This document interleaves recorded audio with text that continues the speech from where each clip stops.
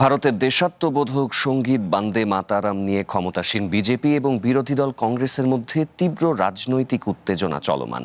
কংগ্রেস তাদের দলীয় কর্মসূচিতে বন্দে মাতারামের পুরো 6টি স্তবকের বদলে শুধু প্রথম 2 স্তবক গাওয়ার সিদ্ধান্ত নেয়। এর কড়া প্রতিক্রিয়া জানিয়েছে বিজেপি। ক্ষমতাসীন দলটির অভিযোগ, কংগ্রেস ভোট ব্যাংক ও তোষণের রাজনীতি করছে। বন্দে মাতারামের মর্যাদাকে খাটো করতে দেয়া হবে না বলে অঙ্গীকার করেছে বিজেপি।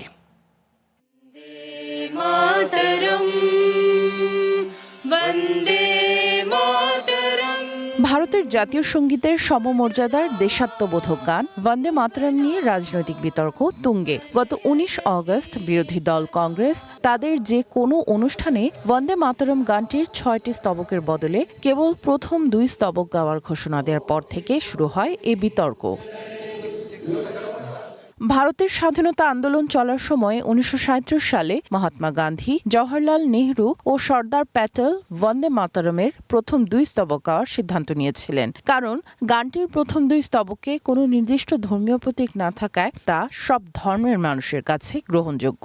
সম্প্রতি কংগ্রেসের ওয়ার্কিং কমিটির বৈঠকে সেই নীতিতেই অটল থাকার ঘোষণা দিয়েছে দলটি। AKS অর্জন করল গিনেস ওয়ার্ল্ড রেকর্ডস।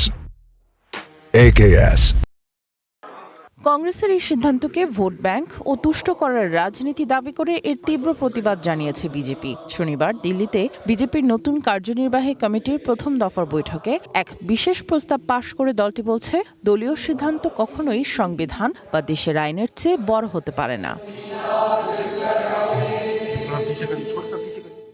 বিজেপি বলছে, 1950 সালের সংবিধান সভা এবং 2026 সালের আইনি কাঠামোয় বন্দে মাতরমকে জাতীয় সঙ্গীত জনগণ মন এর সমমর্যাদা দেওয়া হয়েছে। তাই রাজনৈতিক স্বার্থে পুরো গানকে সংক্ষিপ্ত করে জাতীয় গানের মর্যাদা খাটো করছে কংগ্রেস।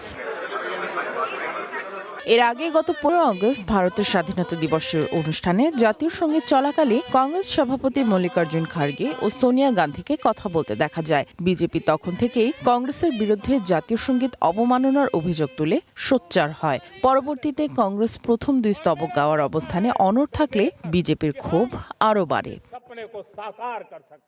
সামিয়া জান্নাহ, ওয়ান ইন্টারন্যাশনাল ডেস্ক।